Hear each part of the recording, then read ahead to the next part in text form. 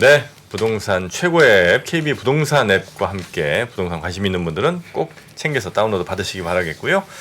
백년화편으로 아침 저녁 든든하게 챙기셔도 좋겠습니다. 네. 자, 그러면 저희 오늘 시장 어떻게 흘러왔는지 중간중간에 뭐 속보 같은 것들도 막 날아다니던 굉장히 좀 어지러운 시장이었는데요. 박근형 부장님 모셔서 말씀 들어보죠. 어서 오십시오. 네, 안녕하세요. 네.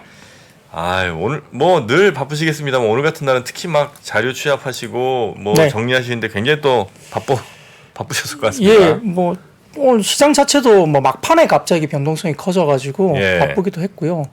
사실 뭐 오전장에는 좀 지리하면서 재미가 별로 없었거든요. 뭐 상승 종목이 좀 많긴 했지만 이렇다 할 주도 섹터가 없이 들쑥날쑥했고 업종 내에서도 뭐 오르는 종목도 있고 빠진 종목도 있고 좀 굉장히 또 업종 내에서도 들쑥날쑥했기 때문에 섹터 자체가 주도한 거는 별로 없었다고 보입니다. 근데 아침에 2차 전지 소재주 같은 경우는 다소 이제 반등 구간으로 좀 볼 수 있었고 LNF가 다소 실적이 좀 예상보다 하회한 실적을 보였지만은 힘이 나쁘지 않았거든요. 그래서 어느 정도 좀 낙폭이 좀 선반영된 거 아니냐 이렇게 하면서 관련주들을 이제 뭐 에코프로도 마찬가지고 괜찮게 이제 플러스권으로 돌아섰는데 갑자기 이제 오후장 들어서 이제 무너지니까 시장이 전체적으로 영향을 받았다 볼 수 있습니다.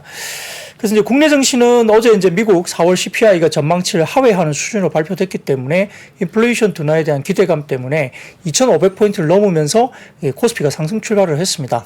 외국인은 뭐 시초가부터 현선물 매도가 일부 나타났고 기관은 코스닥과 선물 매수 출발을 했는데 아침부터 좀 많이 튀어올랐던 것은 오늘 하루 종일 대부분 보면 테마성 위주의 종목들이 굉장히 많이 움직였다. 네네. 그러니까 이제 양질의 시장은 좀 아닌 거죠. 그래서 먼저 4년 만에 구제역 발생 소식 때문에 백신 진단 시약 등의 의약품 관련주가 아침부터 급등세였고요. 여기에 대한 반사 수혜 때문에 결국 이제 뭐 구제역이 발생하면은 육계, 수산, 뭐 닭이나 뭐 이렇게 수산물 이런 쪽으로 가거든요. 그래서 이쪽도 같이 이제 강세를 보였습니다. 그리고 낙폭 과대로 판단됐던 2차 전지 소재주도 일단 반등세가 나고 상당히 강했던 모습까지 보였습니다. 그리고 이제 비철 금속과 리튬과 관련된 종목들도 아침에 강세를 나타냈다 볼 수 있습니다. 두산 로보틱스 IPO 기대감 때문에 로봇 관련주도 강세 이어졌고요. 거래소 대비 코스닥 시장이 그러면서 상대적으로 강세를 보이면서 철강과 금속, 건설업도 지수 상승을 견인했습니다. 그러면 2차 전지만 좀 안 좋았던 거예요? 막판에 쏟아냈죠. 전체적으로 다른 종목들은 크게 나쁘지 않았고. 네, 오늘 상승 종목 수가 많았다는 것도 그 이유고요. 그렇습니다.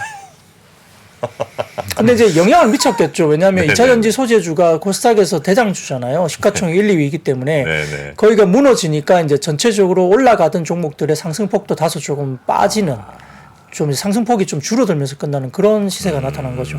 영향을 미쳤습니다. 심리적으로 시장에 대한 영향을 미쳤거든요. 네네네. 10시를 지나면서 이제 아침에 외국인 코스피 200과 선물 매수 전환도 하기도 하고 기관 양시장 현물 순매수까지 전환되면서 시장이 견조했었습니다. 근데 이제 10시 30분경에 중국의 물가 지표가 발표됐는데 사진을 먼저 좀 띄워주시면 이 중국의 물가 지표가 예상보다 약한 지표가 나왔습니다. 여기에 따라서 경기에 대한 우려로 시장이 약간 국내 시장도 주춤하는 시간이 보였는데요. 소비자 물가 CPI가 예상치 0.3%를 하회한 0.1%에 불과합니다.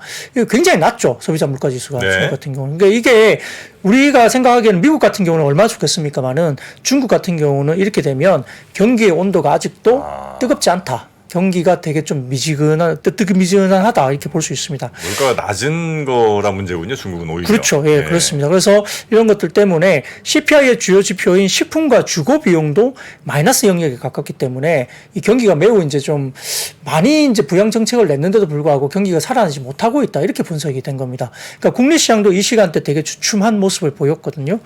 이 장 초반 2,513포인트까지 상승했던 코스피가 오늘 같은 경우는 또 옵션 만기였습니다. 그러니까 장 막판에도 변동성이 워낙 또 크게 나타날 수 있는 환경이었는데 네. 장중 외국인 순매도 전환 영향으로 상승폭도 반납했습니다.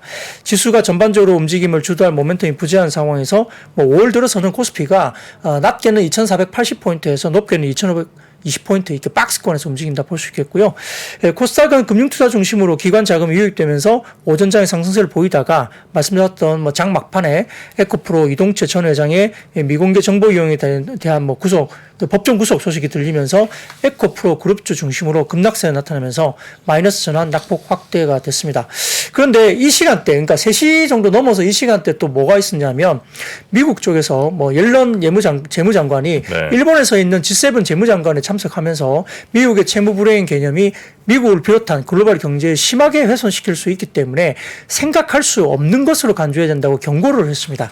제니 옐런이 네, 그렇습니다. 그런 얘기를 했어요. 네, 일본에서 G7 재무장관 회의에서. 그 미국이 만약에 부채 협상 이게 안 되면 전 세계가 문제라. 네, 글로벌 경제에 심각하게 훼손될 수 뭐 있다. 협박하는 건 뭐예요? 네, 그렇죠. 그래서 이렇게 경고를 했고요. 의미 있는 기간 동안 부채 한도를 위반한 경우에는 매우 상당한 침체를 초래할 수 있다고도 언급했습니다. 여기에다가 이러한 채무 불이행 위험만으로도 신용평가사들이 2011년 때처럼 미국의 신용 등급을 강등시킬 수 있다고 또 주장했고요. 여하 가서 이제 부채 한도 협상 관련해서는 많은 불확실성이 존재하고도 언급했기 때문에 1단계 이제 3시 넘어서 이야기가 이제 시장에 국내 시장에도 연결되면서 옵션 만기일 영향과 더불어서 이제 하락 전환하고 미국의 신한의 선물도 잠시 출렁거렸던 영향이 있었습니다. 그래서 달러화가 강세로 엔화도 강세로 전환되면서 금이 상승하고 안전자산 선호 심리가 부각되면서 여러 가지 부분에서 좀 변동성이 크게 나타났다 볼 수 있는데 원달러 환율은 개장 직후에 1,316원까지 하락했지만 장 후반에는 지금 1,320원대 후반까지 다시 올라갔습니다. 그러니까 지금 굉장히 좀 어려웠던 부분이 있죠.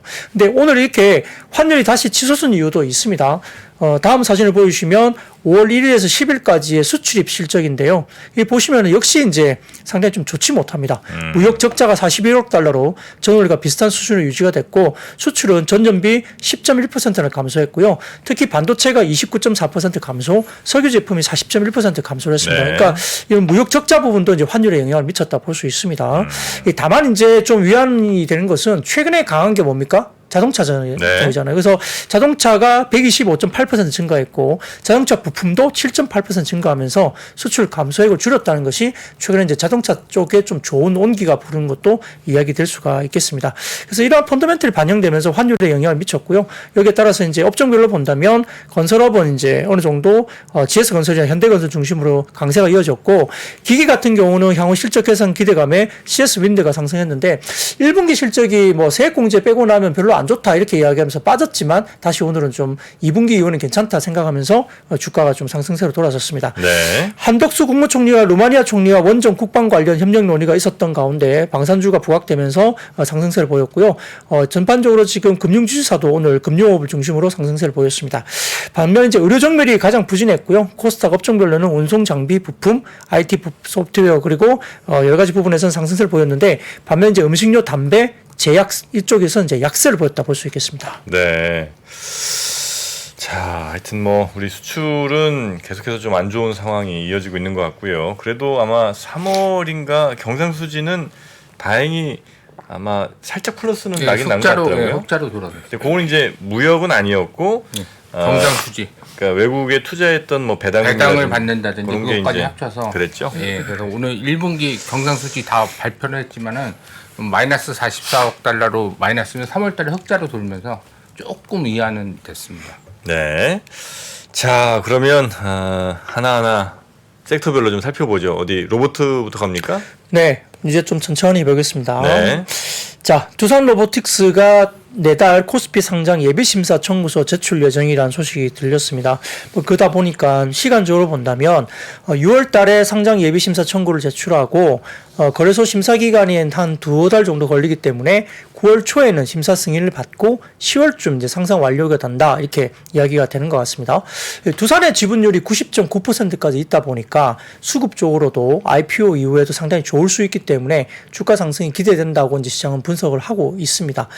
두산 로보틱스의 몸값이 2조 원 이상일 거란 전망이 나오고 있는데 그 이유는 코스닥 시장에서 상장됐던 레이보 로보틱스가 두산 로보틱스 대비 매출이 3분의 1 수준인데 현재 시가총액이 2조 원 거래가 되고 있기 때문에 뭐 그러한 논리가 이제 이야기되는 건데요. 사진을 먼저 띄워주시면 협동 로봇 기업의 연도별 매출액입니다. 보시면 이 파란색이 두산 로보틱스, 그 다음에 오렌지색이 레인보우 로보틱스, 그 다음에 회색이 뉴로메카의 매출인데요. 보시면은 뭐 두산 로보틱스가 작년 기준으로 450억, 크지 않습니다. 그리고 지금 레인보우 로보틱스가 136억, 뉴로메카가 98억. 그러니까 어떻게 보면 레인보우 로보틱스가 2조 원 이상의 시가총액이 되고 있다는 것이 사실 이해가 안 되는 거죠. 네. 그렇잖아요. 매출이 네네. 136억인데 시가총액이 2조가 넘습니다. 그래서 뭐 이것만 갖고 두산 로보틱스의 몸값이 2조 원 이상 간다라고 말하는 것이 뭐 논리적이냐 말할 수 있는 건 좀 아니지만 네. 뭐 그럼에도 불구하고 이제 램보 로보틱스가 아직까지도 그 시총을 유지를 하고 있기 때문에 이 정도는 받아야 되는 거 아니냐 이렇게 생각을 하는 것 같습니다. 그래서 협동로봇 기업 연도별 매출액은 제가 가치투자클럽이라는 플랫폼에서 가져왔는데 네. 여튼 뭐 이것만 본다면 로봇 관련주들이 순수 로봇 관련주들이 과연 이제 매출액이 크지 않다는 게 보이는 거거든요. 네. 500억 이상 하는 회사가 거의 없습니다. 그래서 이렇게 본다면 이게 뭐 시가총액이 그게 뭐 적정한 거냐는 잘 모르겠습니다. 근데 어쨌든 뭐 시장에서 그렇게 현재 형성이 되고 있기 때문에 이렇게 판단을 하는 것 같고요. 여기에다가 이제 실외 이동 로봇의 국내 사업화를 촉진하기 위한 이른바 지능형 로봇법이 개정안이 국회 문턱을 넘어섰고 로봇 관련 종목들도 여기에 따라서 이제 기대감을 갖고 있긴 합니다. 개정안에서는 실외 이동 로봇의 뭐 정의, 운행, 안전 인증 체계, 보험과 의무 등의 여러 가지 실외 이동을 의무화하기 위한 허용하기 위한 법적 기반이 담겨 있다 볼 수 있기 때문에 뭐 그러면은 로봇 관련주들은 결국 이제 우리가 뭐 이렇게 뭐라 그럴까요? 이렇게 우리가 뭐 이렇게 배달을 한다든지 이런 쪽은 또 가능할 수도 있지 않습니까? 네네네. 뭐 그러니까 차가 다니는 그쪽은 안 되지만 인도 쪽은 또 가능하기 때문에 그러면 이제 뭐 배달 관련된 부분들은 어느 정도 또 가시화 될 수 있다는 점에 기대감이 있기 때문에 그와 관련된 부분들이 이제 인식이 되면서 오늘 로봇 관련주가 좀 좋았던 모습이 있습니다. 지능형 로봇법 개정안이 여기 네. 이제 국회 통과를 했군요. 네. 자, 로봇 관련해서 그래서 오늘 좋은 움직임이 좀 있었던 것 같고요. 아, 그리고 또 뭐 중동 관련해서도 좋은 소식들이 좀 들리는 것 같습니다. 네, 방산 이야기가 나왔는데요. 정부에서 중동 국부펀드와 최대 1조 원 규모의 방산펀드 조성을 한다. 이렇게 소식이 들려왔습니다. 이제 한국산업은행 주도로 UAE 국영투자사인 무바달라라는 이제 투자사가 있는데 이 방산펀드 조성에 대해서 논의 중에 있다고 알려졌고요. 무바달라 측에서는 그 LP로 참여하고 국내 산업은행이 펀드 조성 이후에 위탁 운용사를 선정하면서 펀드 운용을 맡길 걸로 이제 예정되어 있습니다. 주요 투자 대상으로는 국내 중견 방산 업체들이 검토되고 있는데 이 펀드 조성은 올해 초 윤석열 대통령이 UAE를 방문해서 방산 분야 협력을 강화하기로 한 후속 조치로 진행되는 걸로 알려집니다. 한화에어로스페이스, 그다음에 카이, 그다음에 LIG 넥스원 등의 국내 방산 대기업도 기관 투자가로 참여할 가능성이 높게 이야기되고 있고 투자 대상으로는 주로 이제 국내 중견 방산 기업이 될 것으로 전해지고 있습니다. 이 무바달라는 결국 UAE의 아부다비 투자청과 함께 양대 국부펀드로 알려져 있고요. 아, 국부 펀드 이름이에요? 그렇습니다. 무바달라. 뭘 자꾸 봐달라고 그러냐. 네. 그 전체 운용 자산이 2,840억 달러, 한화로 약 370조 원 정도 운용한답니다. 370조. 네, 그렇습니다.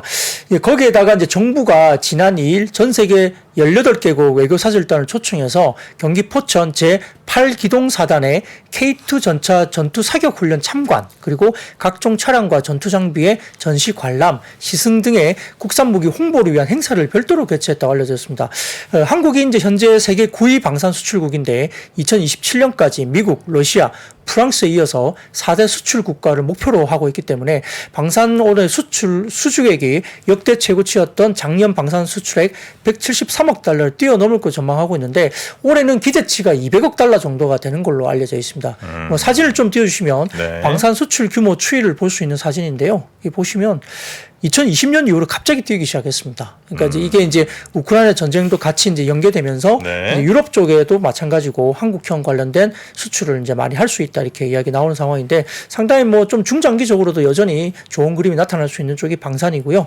더군다나 이제 유럽 4개국을 순방 중인 한덕수 국무총리가 마지막 방문국인 루마니아에서 니콜라이 이노일 치우코 총리와 회담을 가졌고 양국 총리가 방위산업과 원전 관련 협의를 했다라고 알려졌습니다. 그래서 루마니아 정부가 현재 그 군 현대화 사업을 추진하고 있고 한 총리는 치우코 총리에게 한국의 방위산업 수출 실적을 언급하면서 루마니아 군 현대화 사업에 한국 기업이 참여할 수 있다라고 이제 이야기했다고 알려졌습니다. 네네네. 그러다 보니까 이제 유럽 같은 경우는 이제 뭐 예를 들어서 나토 같은 경우는 GDP 대비 2% 정도를 국방비로 하는 것이 이제 권고 사항입니다. 네. 근데 그걸 못 맞춘 나라들이 유럽에 거의 대부분이거든요. 그러다 보니까 이제 이러한 움직임 때문에 유럽 시장이 좋은 방산 수출 대상으로 될 수 네. 있다는 점이 부각이 됐고요. 아까 잠깐 언급드렸던 그 원전도 이제 관련해서 한 총리가 여러 가지 부분에서 루마니아 쪽하고 이야기됐다는 점 네네. 때문에 일부 원전 관련주도 주가가 올라왔다 볼 수 있습니다. 그 방산 쪽으로는 이제 동유럽이라든지 뭐 중동 이런 데들은 특히 어느 한쪽 큰 나라 예를 들어 미국이든 중국이든 혹은 뭐 러시아든 둘 중에 하나 나라에서 무기를 산다거나 하기가 좀 애매할 수도 있잖아요. 그거 자체가 외교적으로 갈등을 초래하거나 혹은 좀 어떤 메시지로 보일 수도 있으니까. 근데 우리나라에서 무기를 수입하는 거는 그래도 비교적 좀 어느 쪽에서 보더라도 어떤 진영에서 보더라도 크게 문제는 없는 것 같아서 아주 이건 좋은 것 같아요. 그렇죠. 예. 그게 이제 그 무기의 블록화가 이루어지면서 네. 미국 무기는 못 사더라도 이제 우리나라 무기를 사면 좀 익스큐즈가 되는 그런 그렇죠, 부분이죠. 그렇죠. 예. 근데 뭐 중국 무기는 원래 중국은 수출 잘 못하는 나라니까. 중국은 원래 근데 없어요? 러시아제를 좀 중동에서 쓰려는 의도가 있었는데 네네네. 그때 이제 미국이 러시아 무기 사지 마라 UAE한테. 그래서 근데 미국이 그 무기를 팔 때는 항상 요구 조건이 있어요. 왜냐면 최고 무기를 팔기 때문에 얘네들은 어떤 걸 하지 말아야 된다는. 그래서 중국 항 개발을 못하게 해라. 그런데 UAE가 그건 안 된다. 그래서 뭐 미국 무기는 안 산다. 네. 근데 그 대신에 그거 어떻게 하면 좋겠느냐 미국한테 물어보니까 그러면 프랑스 무기를 사라. 그래서 라팔이라고 그 전투기 100대가 그래서 팔렸습니다. 그런 여유 때문에 우리나라 무기도 많이 팔릴 그러니까. 수 있는 환경이 될 수 있다. 마음 같아서는 좀 들어가고 싶은데 또 잘못 들어갔다가 예. 우리 방산 또 박살날까봐 와 이게 또 겁나서 또 못 가겠네요. 자 우리 부장님 어떻게 기침 다 하셨습니까 재채기? 네, 사례가 걸렸습니다. 조금 더 시간 좀 드릴까요? 조금 더 시간이 필요할 것 같습니다.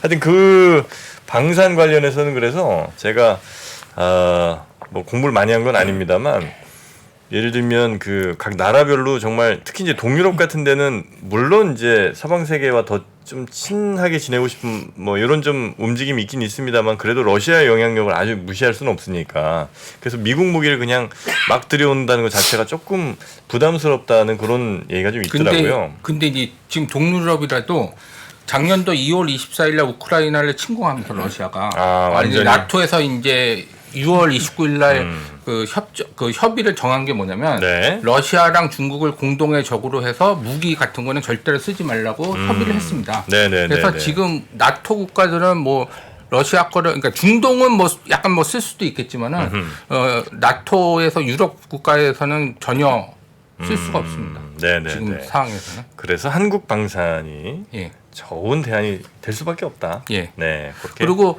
지금 작년도 그 자료를 그러니까 작년도까지 이제 무기 네. 그 수출액 자료를 보면은 네. 그 우리나라가 가장 많이 증가가 됐고 그다음에 러시아랑 중국이 상당 부분 많이 빠졌습니다. 네네네. 그 데이터가 며칠 전에 나왔는데 그래서 그런 측면에서는 우리나라가 지금 그 작년 2월 이후부터 네. 수혜를 받고 있다. 네. 이렇게 보시면 될 것 같습니다. 우리나라도 또 워낙 잘 만들어요. 가성비 좋게 무기를. 그렇지 그렇죠. 않습니까? 네. 네. 자, 그러면 다음 섹터 한번 좀 가볼까 싶은데요. 네. 잘 되겠습니까? 네, 사진 먼저 띄워주시면 네. 구제역이 발생된 이제 추이입니다. 이게 보면 2016년도에 구제역이 21건 발생이 됐다 보니까 그때가 엄청나게 구제역이 많이 발생됐더라고요. 보니까 근데 이제 올해 5월달에 이제 4년 4개월 만에 청주 한우 농장에서 이제 구제역이 발생한 겁니다. 이러다 보니까 이제 한우 먹고 싶은데 이게 어떻게 해야 되나 고민도 되는데 그래도 사 먹어야죠. 아무튼 청주시 한우 농장 두 곳에서 의심 신고를 받고 정밀 검사를 진행한 결과 두 농장에서 구제역 발생이 모두 확인이 됐습니다. 그래서 2019년 1월 이후에 4년 4개월 만에 이제 구제역이 발생했고요. 이 두 농장에서 사육 중인 360여 마리를 긴급 행동 지침에 따라 이제 살처분 예정입니다. 그러니까 농장 간 전파를 또 막기 위해서 전국 우제류 그러니까 소, 돼지, 양 발굽이 둘로 갈라진 동물을 이게 우제류라 그러더라고요. 이 동물들을 농장과 축산 관계시설 종사자와 차량에 대해서 일시 이동 중지 명령까지 내려져 있습니다. 그래서 청주시와 인접한 대전, 세종, 충북, 보은과 괴산, 진천, 증평군, 충남, 천안시 등의 7개 시군에 우제류 관련된 농장과 주변 도로는 방역차 등의 소독 지원 투입하면서 소독을 하고 있다 보이는 것 같고요. 예방 접종 관련된 부분도 진행하면서 임상 검사를 계속 계속 실시하는 것으로 알려져 있습니다. 그러다 보니까 이제 우리가 굳이 그렇게 하면 진단 시약이나 뭐 백신, 방역 뭐 이런 쪽에 관련된 테마주가 이제 움직일 수밖에 없는데 오늘 일부 급등세가 나타났고요. 거기에다가 뭐 약간의 뭐 반사수에 관련해서 이제 그러면 우리가 소고기를 안 먹으면 뭐 닭을 먹을 수도 있겠네, 아니면 뭐 수산물을 먹을 수도 있겠네 이런 생각으로 넘어가니까 이제 육괴라든지 뭐 수산 테마 이런 쪽도 반사익 대체제, 반사익 기대감에 이제 주가 올랐는데 이건 하나의 뭐 어떻게 보면 그냥 소설이죠. 소설이죠. 근데 이제 네. 주식시장은 그렇게 움직입니다. 그러다 보니까 뭐 또 일본이 또 뭐 후쿠시마 원전 뭐 오염수 또 흘러내면 또 수산물 못 먹는다 또 이야기 나올 텐데 또 이것도 이제 움직이면 어떻게 될지 뭐 당연히 이제 영향이 있겠죠, 시장에는. 그래서 이렇게 테마성 움직임이 좀 있었다 볼 수 있습니다. 네. 자, 그리고 엔터 한번 보겠습니다. 네, 엔터는 뭐 여러 가지 좋은 이야기도 계속 들립니다. 지금 사진을 먼저 띄워주십시오. 첫 번째 사진. 뭐예요? 자, 이게 중국의 빌리빌리라는 이제 유튜브 네네네. 채널이죠. 그 보시면 여기 보시면 제일 왼쪽 위 보시면 여기가 여자아이들의 알러지라는 이제 신곡입니다. 이게 메인 타이틀곡이 아닙니다. 근데 이제 첫 번째 이제 알러지라는 그 곡을 이제 어쨌든 선보였는데 이 선공개곡이죠. 알러지의 중국의 빌리빌리에서 1위를 했습니다. 이게 이제 큐브 엔터의 여자아이들이죠. 네. 그래서 이제 이렇게 나왔고요. 전체 동영상 중에서는 8위. 다음 사진 보여주시면 그게 나옵니다. 두 번째 사진 띄워주세요. 띄워주시면 오른쪽 하단에 밑에서 두 번째 보시면은 아이들의 알러지가 보이죠? 예. 그리고 그 밑에는 에스파의 스파이시도 보입니다. 네. 그죠? 예. 그러니까 이렇게 이게 이야기가 되고 있습니다. 그래서 전체 동영상 중에서는 어제 기준으로 8위 정도 된 상황으로 볼 수 있겠고, 음악으로 본다면은 이제 아까 1위를 했다. 이렇게 네. 보입니다. 그리고 이게 뭐 아까 말씀드렸던 에스파도 이렇게 올라와 있고요. 그 다음에 오늘 같은 경우에는 전체 동영상 중에 여자아이들의 선공개곡 알러지가 오늘 5위까지 올라왔다고 합니다. 전체 동영상 중에서. 그러니까 음악 관련 동영상 중에 역시나 1위가 계속되고 있기 때문에, 예, 그 전체적으로 지금 트렌딩으로 봐서는 상당히 지금 중국 시장에서도 폭발적으로 지금 이제 이야기가 되고 있는 거죠. 네. 스파이시 같은 경우는 지금 5월 8일 공개, 그러니까 저녁 6시 현재 뷰가 스파이시가 지금 에스파의 스파이시가 158만 뷰가 나왔다 그러고요. 여자아이들 선공개곡 알러지는 5월 9일 공개하면서 현재 144만 뷰까지 나오고 있으니까 뭐 굉장히 좀 우리가 뭐 한한령 때문에 중국이 과연 우리를 뭐 그룹사 관련해서 굉장히 좋아할까라고 생각하지만 역시 폭발적이라는 거죠. 아직은 뭐 오프라인 공유를 못하고 있지만 중국 시장에서 이렇게 폭발적이다 이렇게 이야기가 나올 수 있습니다.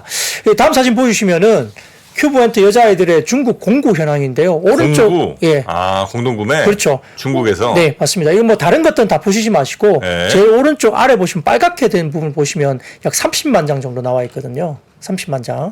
오른쪽 제일 아래쪽에 보시면 빨갛게 되어 있습니다. 30만 장인데 여자아이들의 그 전 앨범 I Love의 선주문 기간 동안 중국 공구가 27만 9천 장인데 지금 벌써 30만 장을 거의 이제 돌파하고 있습니다.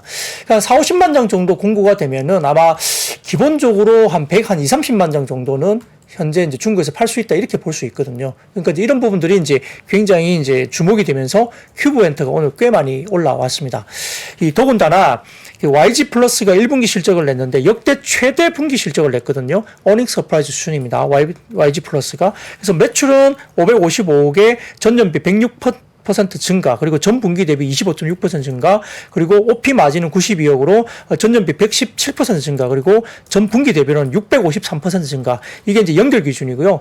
이런 부분에서 이제 굉장히 좋았는데 YG 플러스의 호실적 요인은 블랙핑크 월드 투어에 따른 MD 매출 증가와 그다음에 블랙핑크의 지수 가 솔로 앨범을 내면서 미라는 솔로 앨범의 판매 호조, 그리고 BTS 지민 2x2, 그 다음에 뉴진스 등의 하이브 아티스트의 음반 판매 호조, 그리고 작년 말 설립한 자회사인 포레스트 팩토리, 이게 이제 친환경 음반 제작이거든요. 이쪽에 관한 성장세, 그리고 YG 인베스트먼트 투자 수익 실현, 네. 이런 것들이 나오면서 YG 플러스가 상당히 좋았습니다. 다음 사진이 그게 연결 재무제표 관련된 사진을 좀 띄워주시면 그와 관련된 부분들을 보실 수 있습니다. 더군다나 이제 오늘 장이 거의 끝나고 YG 엔터가 실적을 발표를 했거든요. 장이 끝나고 네. 보니까 매출이 1,575억, 예상치가 1,202억이었는데 매출이 1,575억이 나왔고요. 영업이익이 예상치가 156억이었는데 365억이 나왔고 순이익이 예상치가 118억이었는데 248억을 했습니다. 그래서 YG엔터가 어닝 서프라이즈가 이제 발표가 됐기 때문에 시간에서 급등했습니다. 지금. 그래서 내일 아침 아마 시초가부터 YG엔터가 영향을 받을 걸로 보이고요. 블랙핑크 월드 투어의 레버리지 효과가 이제 나오면서 이렇게 실적을 견인했다라고 분석을 하고 있습니다. 더군다나 이제 플레디스, 그러니까 이제 하이브 소속의 레이블이죠. 이 세븐틴이 이 FML이라는 이제 신보를 냈는데 4월 23일 기준으로 선주문이 464만 장 돌파하면서 이제 최고 이제 기록을 경신했죠. 근데 중국 쪽에서 FML 공동 구매량이 세븐틴 공동 구매량이 215만 장까지 올라왔습니다. 중국에서. 네네네. 근데 이게 왜 그러냐 보니까 중국 자막을 입힌 자체 컨텐츠를 계속 이렇게 게재를 했대요. 계속 지속적으로 게재하면서 중국 시장을 이제 뭔가 공략을 했고요. 또 세븐틴 내에 중국 멤버가 2명 정도 있습니다. 그래서 그런 것들도 영향을 미쳤다 볼 수 있습니다. 네네. 그래서 이제 서클 차트 위클리 주요 상황을 좀 보시면 YM 리서치에서 제가 발췌를 좀 해왔는데 하이브가 뉴진스 오마이갓이 일주일 만에 8만 장 팔렸고요. 그다음에 리세라핌이 언포기분이 122만 장 잡혔고. 그다음에 JYP의 트와이스 레디투비가 6만 장 찍히면서 새로 찍자마자 다 팔린 것 같고요. 엔믹스도 4만 7천 장 정도 가까이 나갔습니다. 그리고 YG엔터도 트레저 구작이, 그러니까 옛날에 나왔던 구작이 10월 앨범입니다만 2만 5천 장 정도 팔렸고 지수의 미도 2달차 접어드는데 6만 장 이상 팔리면서 르세라핌만 이렇게 많이 찍히는 거예요? 네, 언포기분. 그게 그렇게 잘 나갔어요? 신보입니다. 예, 신보. 아. 그렇습니다. 그래서 이제 총체적으로 본다면 이 걸그룹들의 구작도 뭐 새롭게 판매되고 있는 것들도 심상치 않고 새로운 신작들도 지금 팬덤이 계속 늘어나는 심상치 않은 분위기가 이어지고 있다라고 시장을 좀 보는 것 같습니다. 그래서 일부 이제 종목들 YG 플러스나 큐브 엔터, 판타지오, SMY 뭐 그다음에 FNC 엔터라든지 NHN 벅스 등 이런 쪽도 상당히 좋았다 볼 수 있겠고요. 예, 이제 그다음 사진 보시면 마지막으로 그 니커 게임 엔터 플랫폼에서 제가 가져왔는데 이게 뭐냐면 JYP의 오디션 컨텐츠 프로그램인 A2K 유튜브 채널 공식 인증 마크가 이제 공식적으로 나왔습니다. 조만간 이제 시작할 거란 이야기죠. A2K는 아메리칸 투 코리아 뭐 이렇게 느껴질 수 있습니다. 네. 그래서 이제 북미 쪽을 겨냥한 오디션 컨텐츠 프로그램이거든요. 그게 이제 만약에 흥행을 성공한다면 아마 상당히 하이브도 이제 하반기에 비슷한 북미 컨텐츠 오디션 프로그램이 있기 때문에 상당히 좀 더 주목을 받을 수 있다는 점에서 이 관련된 엔터라든지 음반, 음원, 기획사 이쪽과 관련된 부분들은 조금 더 관심을 끌 수 있는 상황이다 볼 수 있습니다. 네. 엔터 쪽에서 특히 그 뭐 중국에서도 물론 뭐 여전히 뭐 한한령 비슷한 게 좀 남아 있는 것 같긴 한데 그래도 콘서트 소식이라든지 이런 것들이 계속 조금씩 들려오는 것 같더라고요. 네, 그래서 그렇습니다. 조금은 중국에서 이 엔터 쪽을 풀어주면서 뭔가 좀 제스처를 좀 취하는 건가 싶기도 하고. 네, 요거는, 그 큐브 엔터 여자아이들은 지금 오프라인 팬 사인회도 중국에서 중국에서 하고요. 최초로 예, 우리나라 그룹 중에 최초로 지금 예정되어 있기 때문에 네. 좀 열어주는 듯한 느낌을 받고 있기 때문에 더 그렇고 그러니까요. 그러다 보니까 큐브 엔터 여자아이들이 지금 더 핫하게 지금 이슈화되고 있는 거죠. 네, 요건 한번 또 잘 분위기 좀 한번 살펴보도록 하겠습니다. 네. 그리고 다음 섹터는 어디 가볼까요? 네, 태양광 관련 쪽인데요. 미국 정부가 중국의 태양광 패널 공장을 조사한다는 소식이 들렸습니다. 그러다 보니까 이 플로리다에 있는 징코 솔라 패널 공장으로 이제 대상이 이제 이야기되고 있는데 관련해서 이제 바이든 정부가 강제 노력을 빌미로 이제 중국 태양광 업체들에게 신장 위구르산 재료나 부품의 사용 여부를 입증하게 강화시킨 바가 있습니다. 여기에 대해서 이제 오늘 유진투자증권에서 이제 코멘트를 냈는데요. 이런 절차가 마무리되면서 지난 연말 세관에 억류된 중국 업체들의 패널 수입이 재개되고 이 동남아 관련된 국가에서 생산된 중국 패널도 임시적으로 고율 관세 부과를 유예했었습니다만 이번 징코 솔라 건에 따라서 미국 정부의 태양광에 대한 유화 제스처에 대한 변화가 생길 가능성이 있다라고 이제 좀 주목해보자라고 코멘트를 했습니다. 내년 대선을 앞두고 공화당이 바이든 정부의 최근 중국 태양광 업체에 대한 좀 소극적인 자세를 전면적으로 좀 비판하고 있는 상황이라고 알려지면서 중국 태양광 업체들에 대한 미국 정부의 규제가 만약에 재개가 된다면 국내 업체들에게 좀 수혜가 있을 수 있다는 유진투자증권의 코멘트가 나왔었고요. 다음 사진을 먼저 띄워주시면 그게 이제 외신에서 보도가 됐습니다. 이게 이제 미국 정부가 중국 태양광 패널 공장, 징코 솔라 패널 공장을 이제 조사한다. 이렇게 이제 외신에서 나온 거고요. 거기다가 이제 그 다음 사진 띄워주시면은 이게 이제 PV 인사이트에서 나온 건데 이 보시면 뭘 말하냐면 빨간색으로 마이너스 12.75가 나와 있죠. 네. 그 폴리실리콘 가격이에요. 빠지고 있는 모습이 보이고 있고 그다음에 이제 아이템들이 뭐 웨이퍼 같은 경우도 이제 많이 빠지고 있죠. 그래서 이제 이런 부분들도 좀 사실 우리가 좀 봐야 되는 부분입니다. 그래서 지표들로 본다면 네. 다소 좀 빠지는 폭이 좀 크게 나타나고 있다 이렇게 보이는데 그 다음 사진 마지막 사진 보여주시면은 이 중국 쪽의 폴리실리콘 스팟 프라이스인데 지속적으로 빠지고 있어요. 지금. 그죠? 2월 9일부터 지금 거의 15% 가까이 빠지고 있습니다. 그러다 보니까 이런 폴리실리콘 가격이 좀 빠지는 것도 저희가 좀 조심을 해야 될 것 같고요. 그래서 이제 오늘 하나솔루션 같은 경우는 주가가 올랐거든요. 그리고 주 하나도 올랐고 대성 파인텍, 뭐 G2 파워, 대명 에너지, 신성 ENG 뭐 등등 SDN 등등 이제 태양광 관련주가 플러스로 이제 굉장히 올라왔는데 근데 이제 폴리실리콘도 빠지고 아까 말씀드렸던 웨이퍼 가격도 이제 빠지고 있잖아요. 그러니까 이건 좀 저희가 좀 지켜볼 필요는 있겠죠. 결국 이제 폴리실리콘 가격이 내려가고 그러면 패널 가격도 연동이 되는 거죠? 일반적으로. 뭐 영향은 없지 않아 있을 수는 있습니다. 근데 네. 이제 폴리실리콘만 빠지면은 아무래도 하나솔루션 같은 경우는 나쁘지 않은 그림인데요. 모듈이나 이런 것들이 또 어떨지 가격이 좀 봐야 네네. 되겠죠. 자, 태양광 한번 쭉 살펴봤고요. 2차 전지는 좀 이따 나오겠죠? 어쨌든. 2차 전지 내용이요? 공유하시는 분들이 많아서. 오늘 그 내용은 없습니다. 아, 그렇습니까? 네. 너무 민감해서 빼셨어요?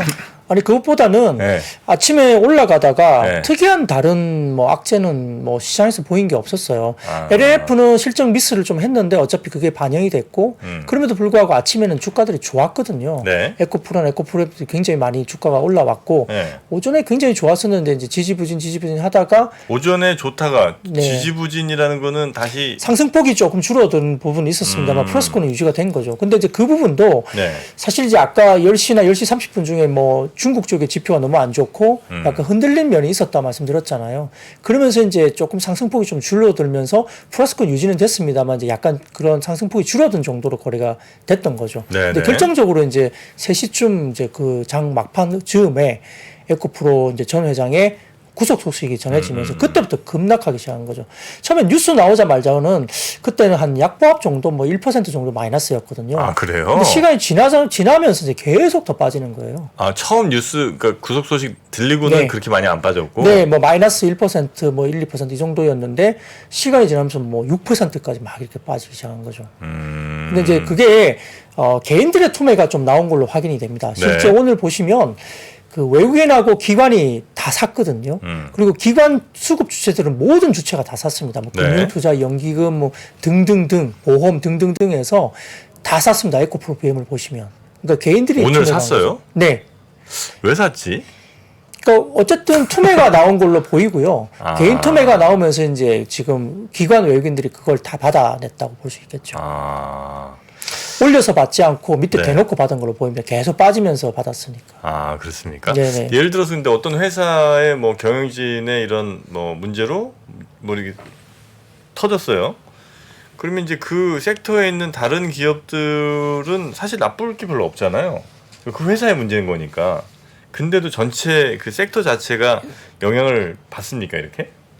아니면 워낙 이제 그 주도주라고 판단이 됐기 때문에 전체적으로 좀 분위기가 안 좋았던 건가요? 그거는 이제 주가에 그동안에 이제 상승했느냐 안 했느냐에 따라서 좀 차이가 있는 것 같고요. 그 뭐 예를 들면 뭐 재벌 그룹들 구속이 심심찮게 많이 됐었죠. 이재용 회장도 구속이 됐고 최태원 회장도 구속이 됐었고 여러 가지 이제 김승현 회장도 구속이 됐었고 뭐 등등 했었을 때 그 주가는 큰 영향은 별로 없었습니다. 그 당시에. 그러면 이제 지금은 많이 어쨌든 과거보다 좀 올라온 상황에서 약간의 혹은 뭐 좀 중요한 악재가 좀 터졌을 때 그걸 훨씬 더 반영을 더 민감하게 네, 그렇죠. 했다고도 볼 수가 있는 그런 상황이군요. 예. 사실 이게 뭐 갑자기 나온 이야기는 아니지 않습니까? 그리고 이제 오늘은 2심이거든요. 네. 2심 항소심이기 때문에 옛날에 불거졌던 이야기고 새로운 뉴스는 아니죠. 이제 그거에 대한 항소심이 나온 것이고 그리고 또 그것도 어느 정도 이제 좀 해결이 됐다라고 이제 그때 당시에는 이야기가 이제 흘러나왔기 때문에 네. 뭐 새로운 뉴스는 아닙니다. 아닌데 이제 뭐 법정 구속이 바로 돼버리는 상황이 생기다 보니까 약간 개인들이 뭐 패닉셀을 한 게 아닌가 생각도 들고요. 일부 들리는 말로는 이제 뭐 예를 들어 그 구속과 관련된 뭐 그 법정 관련해서 뭐 참관한 분도 계실 수 있잖아요. 그 이제 그 재판장에 이렇게 그 참관인으로서 들어갈 수 있는 부분이 있는데 뭐 그분들 사이에서도 이제 법정 구속 이제 선고가 되니까 그 자리에서 뭐 전화 걸어가지고 빨리 팔아 뭐 이렇게까지 하셨던 개인들도 꽤 많았다고도 뉴스를 통해서 약간 그런 이야기도 들립니다. 그러니까 되게 좀 약간 심리적으로 뭐 어떤 그런 상황이 생기다 보니까 약간 패닉셀을 한 게 아닌가 싶은데요. 그런데 이제 어쨌든 기관 외국인들은 샀거든요. 그걸 받아냈으니까 모르겠습니다. 뭐 기관 외국인이 샀다고 해서 내일 뭐 반등이 바로 나온다 할 수는 없지만 여튼 뭐 개인들의 패닉셀이 결국은 이제 기관인들의 매수세로 접어들었다 이렇게 볼 수는 있겠죠. 네. 자, 하여튼 그 뉴스가 오늘 시장에서는 그래도 제일 큰 뉴스가 아니었나 하는 생각이. 어쨌든 뭐 워낙 요즘 제일 뜨거운 주식이고 가장 개인 투자자분들이 아마 관심을 많이 가진 섹터가 또 2차전지 섹터니까 네. 아마 제일 또 영향이 좀 큰 뉴스가 아니었나 하는 생각이 좀 들긴 하고요. 그렇죠. 시장을 사실은 전반적으로 다 눌러내린 하나의 이벤트였습니다. 뭐 이것 때문에 시장이 전체로 다 내려앉았거든요. 네네네. 그러니까 좀 큰 뉴스였고 역시 에코프로 그룹은 좀 코스닥에서 시총 1, 2위이기 때문에 영향력이 당연히 클 수밖에 없습니다. 네네네. 자, 그런 소식이 오늘 우리 주식시장에 있었고요. 다음 섹터도 한번 가볼까요? 네, 그 마이크로소프트가 핵 융합 스타트업 헬리온 에너지와 전기 공급 계약을 체결했다 이렇게 나오니까 이제 저도 좀 이해가 잘 안 되지만 이 그 핵 융합 관련된 종목들이 움직였습니다. 이건 뭐 저도 좀 어려운 쪽인데요. 이 외신에 따르면은 로이터 통신에 따르면은 마이크로소프트가 민간 핵 융합 에너지 기업인 헬리온 에너지와 계약을 통해서 5년 안에 핵융합 전기를 공급받기로 했다고 전해졌습니다. 그래서 핵융합 발전과 관련된 최초의 상업적 계약으로 알려지니까 의미가 있고요. 헬리온은 2028년까지 핵융합을 통한 전기 생산을 시작해서 1년 후 최소 50메가와트 이상의 전력을 공급하지 않으면 약속 위반에 대한 벌금을 지불하기로 합의한 것으로 전해졌습니다. 그러니까 이제 그때까지 무조건 뭔가를 전기를 만들어내야 됩니다. 그래서 이제 마이크로소프트의 이제 사장이 엔지니어링 발전이 탄력을 받고 있다는 판단이 없었다면 이 계약을 체결하지 않았을 것이라고 언급하면서 핵융합 전력의 가능성을 굉장히 낙관을 한 코멘트를 했습니다. 그러니까 그 시장이 열린다고 본 것이겠죠. 그래서 이제 한편 헬리온 같은 경우는 지금까지 5억 7천만 달러 투자금을 유치했는데 이 중 상업 7,500만 달러 정도는 오픈 AI의 샘 알트먼 CEO가 투자한 걸로 알려지니까 어떻게 보면 이제 거물급들이 여기에다 투자를 한 거죠. 핵융합 발전에 대해서. 그러다 보니까 이게 아까 말씀드렸던 최초의 상업적인 어떤 그 계약이기 때문에 이런 부분들이 좀 이슈화되면서 뭐 비츠로테크가 급등했고요. 모비스, 뭐 일진파워, 다원시스 등에 관련된 주식들이 상승세를 보였습니다. 네.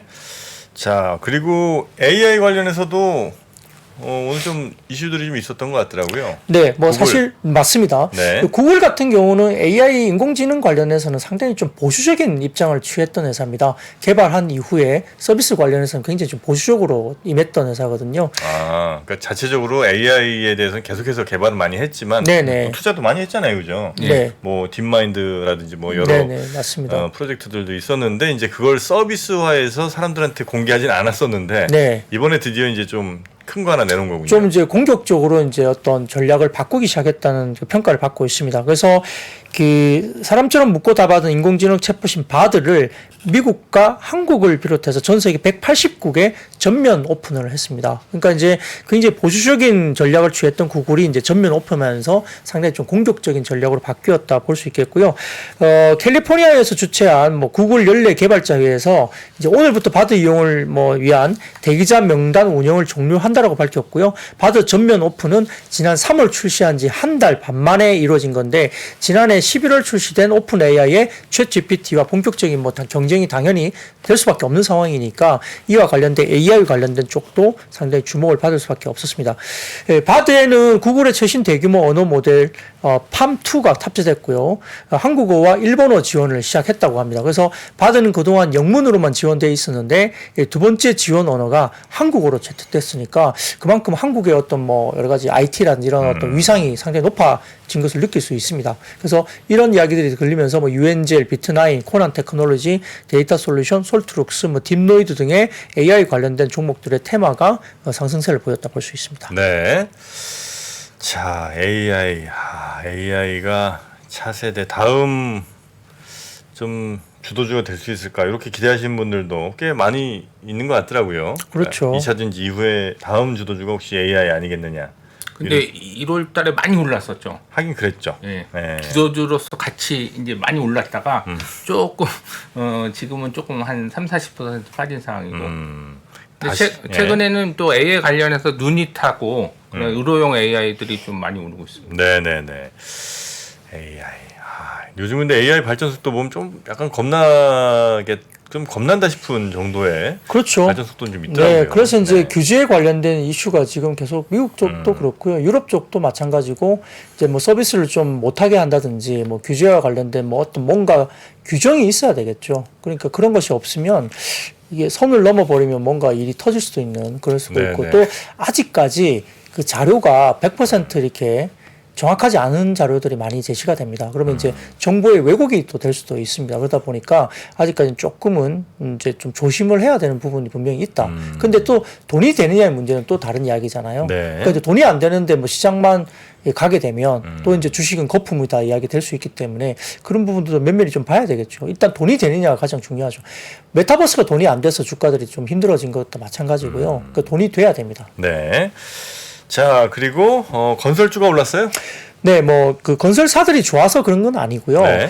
그 금일 그 부동산 플래닛이 국토교통부 실거래가 자료 4월 15일 기준으로 한 분석 자료를 발표했는데 그 자료에 따르면 올해 1분기 전국 부동산 매매 거래량이 총 23만 6,406건으로 작년 4분기 20만 4,666건보다 15.5%나 증가했습니다.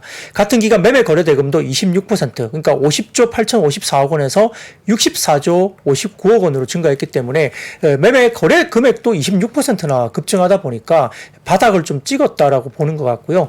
1분기 매매 거래량과 거래 대금이 최근 5년 2018년부터 22년 사이에 해당 지표 모두에서 최저점을 찍었던 작년 4분기를 웃도는 수치고 작년 3분기 시점의 거래량과 거래 금액을 거의 회복한 수준까지 올라왔다 보입니다. 그래서 이런 것들 이제 부동산 시장의 회복 기대감이 일부 반영이 되면서 뭐 건설주들 관련돼서 주가가 올라왔는데요. 뭐 건설주들이 좋아서 그런 건 아닌 것 같아요. 근데 이제 부동산 시장도 보면 저희 아파트도 보면 이제 1월 달에 금매가 되게 많이 나왔었는데 네. 다 소진이 됐고 그 이후에 금매 바닥보다 한 10% 정도는 가격들이 다 올라와서 또 거래가 되기 시작한 것이 최근에 보이고 있습니다. 근데 이제 호가도 이제 최근에 더 올라가다 보니까 거래보다는 이제 좀 그렇게 주춤하긴 하지만 1분기에 거래가 꽤 많이 됐거든요.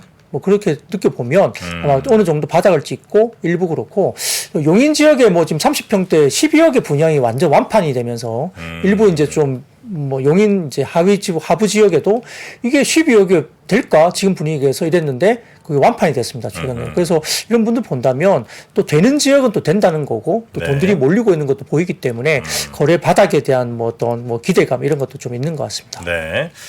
뭐 거기와 관련해서는 하여튼 좀 전망들이 좀 엇갈리는 것 같긴 하더라고요. 전문가들 사이에서도. 그렇죠. 네. 그래서 이거는 잠깐 이제 데드캣 바운스처럼 뭐 그렇게 이제 여러 정책 효과들이 이제 살짝 뭐 나타나는 이런 정도고 아마 이후에 다시 이제 2차 하락이 온다는 분들도 계시고 이제 이미 부동산 시장 심리는 바뀌었다. 그렇죠. 이런 분들도 계신 것 같고요. 아무래도 금리 동결이 한국에서 2번 정도 있는데 네. 금리 동결도 좀 영향을 주는 것 같습니다. 그리고 이제 금리가 사실 부동산에 미치는 영향이 또 워낙 지대하다 보니까. 그렇죠. 그리고 이제 대출 환경이 엄청 중요하겠죠. 이제 부동산을 살려면 이제 본인 돈으로 다 살 수 있는 분들이 이제 그렇게 많지 않으니까요. 그럴 것 같습니다. 그러면 이제 뭐 갭 투자를 하거나 뭐 아니면 이제 대출을 좀 많이 열어주면 뭐 그걸 가지고 이렇게 투자를 할 수 있는데 물론 이제 그게 좋은 건 무조건 아닙니다. 뭐 그러다가 뭐 가격이 많이 빠지면 굉장히 공경에 처할 수도 있지만 아무튼 이제 거래가 활성화되려면 조금 그러한 또 완화 정책이 뒷받침돼야 되고요. 또 정부 입장에서는 재건축, 재개발 이런 쪽에 대한 또 완화 규제 뭐 이런 것들이 되게 많이 나오고 있거든요. 그러니까 재건축 단지도 되게 지금 주목을 많이 받고 있죠. 네. 그런 것들이 좀 활성화돼야만이 되는데 뭐 건설주들이 뭐 그렇게 또 좋은 건 아니에요. 일부 뭐 이제 G 건설사 같은 경우는 또 모 지역에서 이렇게 뭐 또 내려앉는 또 최근에 붕괴 사고도 생겼기 때문에 맞아요. 네, 그래서 분위기가 별로 안 좋죠. 네네. 철근을 빼먹고 뭐 만들었다 뭐 이런 이야기가 들리니까 아무리 없는. 그렇죠. 아무리 뭐 자재값이 올라도 이게 철근을 빼먹고 어떻게 건물을 올리지? 근데 좀 내려앉아 버렸으니까 문제가 된 거잖아요. 네. 그러니까 이제 국토부 장관도 지금 그걸 가지고 이제 조사를 한다고 이야기 나오는데 여하튼 뭐 그러다 보니까 뭐 건설주가 호락호락하게 좋다고 말하기는 좀 쉽지 않은 환경은 분명히 네, 맞는 네. 것 같습니다. 아니 그 건물을 짓는데 철근을 이게 뭐 고의적으로 뺐는지 아니면 정말 뭐 실수로 그랬는지는 뭐 아직까지 뭐 경찰 조사가 더 필요하겠습니다만 네. 야 어떻게 건물을 짓는데 철근을 만약에 건설비 때문에 진짜 뺐다면은 이거는 진짜 중범죄로 나서야 되는 거 아닙니까? 그 자칫해서 그 아파트 무너지고 뭐 이렇게 되면 그렇죠.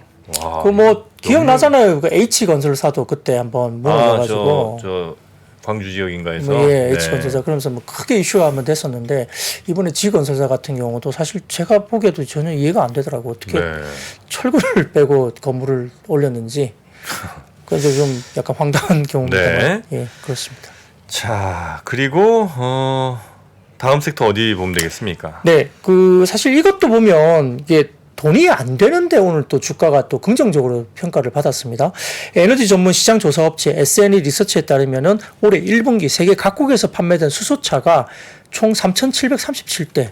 이게 참 의미가 있나 싶습니다. 왜냐하면 지금 전기차 판매나 일본 내연기관 판매를 본다면 이 1분기 전국에서 그러니까 세계 각국에서 글로벌에서 판매된 수소차가 3,737대니까 어떻게 보면 의미가 별로 없는 수치거든요. 그래서 이제 전년 같은 기간 대비 4.5% 늘었다. 이 기사가 나왔는데 이게 주가에 영향을 미칠 것인가를 본다면 사실 좀 저도 좀 갸우뚱합니다만 아무튼 제조사로 본다면은 이제 넥소를 내세운 현대차가 많이 팔았죠. 2,042대 팔았고요. 네. 또 국가별로는 한국이 제일 많이 팔았겠죠. 당연히 넥소가 내수 판매가 굉장히 좋았고요.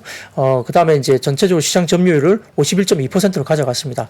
그리고 뭐 일부 이제 뭐 그 관련된 부분들이 이것 말고도 다른 이벤트가 하나 더 있었는데 이 조은의 한국 그 카이스트 신소재 공학과 교수가 이끄는 연구진이 백금을 대체할 수 있는 저렴하지만 고성능을 가진 전극 소재를 개발했다. 이렇게 성공했다. 이렇게 발표가 나왔습니다.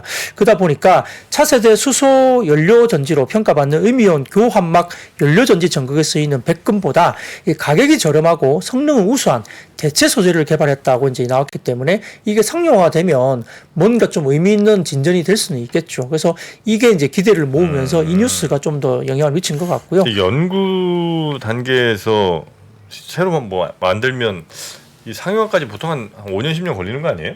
그렇죠. 그렇죠. 그렇죠. 랩 단계에서는 뭐 그렇게 그러니까 그럴 그렇죠. 것 같은데. 예, 그렇습니다. 예. 근데 뭐 여튼 이게 아까 제가 소두에 말씀드렸지만 이게 돈이 되나 싶을 뭐 뉴스입니다만 어쨌든 시장이 워낙 좀 좋지 못하고 이제 뭐 주도 업종이 이제 뭐 어떤 뭐 실적 베이스라든지 뭔가 스토리가 정말 되는 쪽에 주도 섹터가 안 나오다 보니까 네. 조정 국면에서는 이런 하루 종일 이제 테마 관련된 종목들이 기승을 부립니다. 그런 것들이 별로 좋지 못한 퀄리티의 시장이라 볼 수 있겠죠. 그래서 네. 지금 오늘 방송을 들어보시면 처음부터 지금까지 대부분 테마성 움직임이에요. 보면 AI 움직이죠, 수소 움직이죠, 뭐 이런 것들 대부분 다 테마성 그러기 때문에 뭐 여러 가지 부분에서는 뭐 좀 장이 그렇게 좋은 그런 내용은 아니다라고 볼 수 있습니다. 네. 자, 그 외에도 뭐 비대면 진료 관련 뭐 소식에 또 관련 주들도 조금씩은 뭐 상승을 좀 했던 것 같고요. 하여튼 오늘 시장은 오전 아침에는 그래도 코스닥이 거의 뭐 1% 이렇게 예, 아마 1%. 좀 올라갔었던 것 같은데. 네, 맞습니다. 그 기대를 안고 잠시 제가 좀 다른 일 좀 했더니 글쎄 그래 마이너스 이렇게 갈 줄은 몰랐던. 보통 이제 우리가 좀 좋은 장은 아침에 좀 안 좋게 시작해도 오후에 올라가는 장. 그렇죠? 그렇게 예, 이제 전향 구강. 예, 그렇게 마감되는 장들이 보통 기분이 좋고 그런 장들에서 대체로 그래도 며칠 이어지면서 이렇게 상승각이 쭉 나왔었는데 네, 요거 예전에 좀 많이 보던 그림인가 보거든요. 아침에 잠깐 떴다가 오후에 좀 이렇게 약해지고 이런 작년에 참 많이 봤던 그림인 것 같은데 혹시 네. 그게 다시 재현되는 건가? 그렇기도 하고요. 거래대금 자체가 많이 죽었습니다. 1, 2, 3월에 비해서. 네, 거래대금 자체가 아마 한 50에서 60% 정도밖에 안 될 거예요. 그 정도예요? 네, 그러다 보니까 이제 주도 섹터를 밀어 올릴 만한 수급이 없는데, 근데 이제 생각해 보면 일부 증권사는 2차 전지 관련 종목에 대해서 신용이나 이런 걸 못하게 막았습니다. 그리고 CFD는 지금 이제 문제가 돼서 또 잘 안 되겠죠. 뭐 등등 이런 것들이 이제 수급에 영향도 미칠 수 있는 거죠. 지금 이제 CFD 뭐 하기는 굉장히 좀 조심스러운 상황이니까. 네, 오늘 제가 잠깐 뉴스 봤는데 여기 오기 전에 뉴스 봤는데 CFD 계좌 전수조사한다고 이야기 나오더라고요. 아, 금감원 같은 데서요? 네네네. 그게 뭐 3,000 몇백 계좌 정도 된다고 하는데 그 계좌를 전수조사한다고 하니까 뭐 그런 것들이 좀 심리적으로도 좋지 않겠죠. 뭐 대부분 CFD 계좌를 운영하는 사람들은 이제 뭐 여러 가지 이유가 있을 수도 있겠지만 그 이유 중에 하나가 이제 연말에 이제 대주주 요건 10억 대주주 요건을 피하기 위한 방법 중에 하나로도 CFD를 많이 썼거든요. 그러면 네네네. 돈이 좀 많은 사람들이 이제 CFD 계좌 쪽으로 갔다고 볼 수도 있거든요. 네. 개인 중에서도. 근데 그게 이제 그렇게 묶이고 조사 들어가고 이러면 영향이 있겠죠. 그러면은 이제 심리적으로도 매매하기도 좀 쉽지 않고 네. 거래 대금도 줄고 뭐 이러다 보니까 조그만 악재도 이제 시장에서 이제 무너질 수도 있고요. 그러니까 이제 틈새에서 이제 그 시가총액이 크지 않은 테마성 종목들만 이제 막 활기치는 뭐 그런 시장이 될 수도 있으니까 어쨌든 지금은 좀 쉽지 않은 장인데 근데 이제 오늘 2차 전지가 이렇게 빠지면서 좀 안 좋았지만은 아까 말씀드린 대로 상승 종목 수는 더 많았어요. 그러니까 완전히 개별 종목장이라는 거죠. 섹터에서 같이 가지도 않아요. 같은 섹터 내에서 어떤 건 빠지고 어떤 건 뭐 물론 이제 뭐 모든 섹터가 100% 다 오르지는 않겠지만은 들쑥날쑥 하면서 오르는 종목과 빠지는 종목이 막 들쑥날쑥 하고 있는 거죠. 그러니까 주도 섹터가 지금 없는 시장으로 볼 수 있겠습니다. 오늘 종목들 보면은 네. 개별 종목 중에서도 실적 잘 나온 것들은 좀 많이 오르고 실적 못 나온 것들은 또 많이 빠지고 오늘 실적이 또 많이 발표됐습니다. 아, 그래서 실적이 좀 많이 좌우했군요. 예. 아유, 이런 날도 상한가 치는 종목도 있고, 네, 많이 오른 종목도 있는 것 같고요.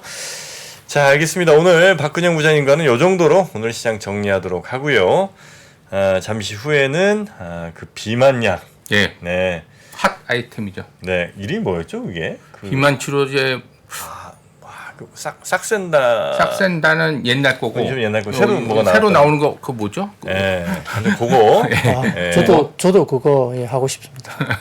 그게 과거보다 뭐 일주일에 한 번씩만, 예, 일주일에 피하 주사를 맞으면 되고. 네, 그래서 릴리가 지금 신고가 가고 있고. 릴리 거예요, 그게? 예, 릴리 거라고 알고 있는데. 국내에 곧 도입되지 않나요? 지금? 그러니까 뭐 그랬다. 예, 도입될 그런다는 걸로 것 지금 같아요. 이야기되는데. 올해는 뭐 도입 안 될 그래요? 거고. 예. 뭐 우리 그 FTA 우리 식약청 뭐 이런 허가 문제로 뭐 여러 가지 왜냐면 이제 또 이 생산을 국내에서 하느냐 아니면 직수입을 하느냐 근데 미국에서도 지금 딸린다고 듣고 있어서 물량이? 예 그래서 만약에 이제 도입이 원활하게 되려면 우리나라에서도 또 생산을 하는 부분 그런 것도 있어야 되는데 그런 것도 또 알아보고 해야 되니까 네, 조금 네. 시간은 걸릴 것 같습니다. 네. 위고비.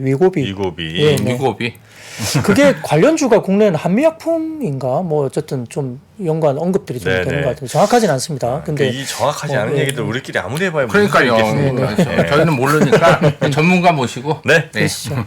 자, 우리 박근영 부장님 오늘 고생 많으셨고요. 네. 내일 뵙겠습니다. 네, 감사합니다. 네, 고맙습니다. 시간이 흘러도 변하지 않는 여러 가지 원칙과 사고 체계는 존재하거든요. 대가들의 사고 체계, 투자 기법이 아니라 생각의 방법. 그런 거를 분해를 해서 재구성을 해서 하나의 어떤 틀로 조합을 하는 과정이 필요한 것 같다. 라쿤 자산운용 홍진채 대표의 거인의 어깨 19년간 초과 수익을 달성한 그가 어떻게 주식 대가들의 투자법을 활용했는지 이 책에서 최초로 공개합니다. 대가들의 검증된 투자법을 여러분의 눈으로 직접 확인하시죠.